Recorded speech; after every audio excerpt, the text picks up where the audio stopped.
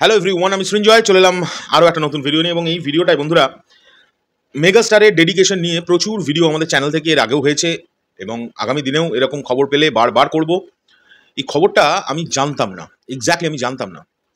আমি জানবার পর মেগাস্টারের প্রতি তো রেসপেক্ট সর্বক্ষণ মানে ওটা প্রচুর পরিমাণে আমাদের তরফ থেকে থাকেই, কিন্তু যত ওনাকে নতুন করে জানতে পারি না, যত নতুন নতুন এরকম ঘটনা শুনতে পাই, তত ওনার প্রতি রেসপেক্টটা দ্বিগুণের পর দ্বিগুণ বেড়ে যায়। এবং আমি শিওর আজকে যদি পৌশালী এই খবরটা করতে পারতো, পৌশালীই আমাকে কিন্তু আজকে কিছুক্ষণ আগে মেসেজ করে জানালো এই ঘটনাটা। ওকে কোনো একজন সাকিবিয়ান ভাই সে জানিয়েছে এবং পরবর্তীকালে আমরা এটা আবার ক্রস চেক করেছি, করে শিওর হয়েছি, তারপরেই ভিডিওটা বানাচ্ছি। বন্ধুরা, এর আগে বরবাদের সময় মেগাস্টার আঘাত পেয়েছিলেন শ্যুট করতে গিয়ে একটা দরজাতে, এবং মুম্বাইয়ে সেখানে শ্যুট বন্ধ করে দেওয়ার মতো অবস্থা হয়ে গিয়েছিল। তা প্রডিউসার সঙ্গে সঙ্গে মানে সাথে সাথে ঘোষণা করেছিল যে শ্যুট বন্ধ করে দাও, এবং ডিরেক্টর মেহেদী হাসান হৃদয় তিনিও পর্যন্ত রীতিমতো ভয় পেয়ে গিয়েছিলেন। কিন্তু মেগাস্টার তিনি তাকে যখন হসপিটালে নিয়ে যাওয়া হয়, তিনি তারপরে ডাক্তার দেখানোর পর বলেন যে শ্যুট তো বন্ধ করা যাবে না, কারণ শ্যুট করতেই হবে। যদি সেই দিনে শ্যুট না হতো তাহলে একটা বড় অঙ্কের টাকা একটা নতুন প্রোডাকশন হাউস লস করতো। তিনি কিন্তু কাজটা করেছেন। এখন বিষয় হচ্ছে, তিনি তো মেগাস্টার শাকিব খান, এমনি এমনি তো নামটা হয়নি। গতকালকে তিনি জিম করছিলেন এবং জিম করতে গিয়ে তিনি একটুখানি আঘাত পান, এবং সেই আঘাতের ফলে গতকালকেও যারা তার আশেপাশে ছিলেন তারা কিন্তু বলেছিলেন যে আজকে কি শ্যুটটা মানে একটু পোস্টপন করা যেতে পারে, কারণ গতকাল জিম করতে গিয়ে তার পায়ে বেশ ভালো রকম লেগেছিল। তিনি কিন্তু গতকালকেও শ্যুট বন্ধ করেননি।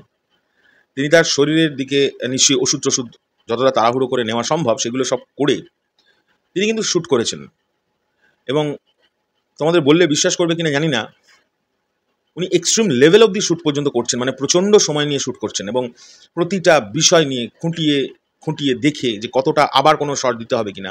ইভেন আজ বিকেলবেলা দুপুরবেলা থেকে আমার মনে হয় আবার মানে শুটিং শুরু হয়েছে, সকাল থেকেই অ্যারেঞ্জমেন্ট শুরু হয়ে গিয়েছে।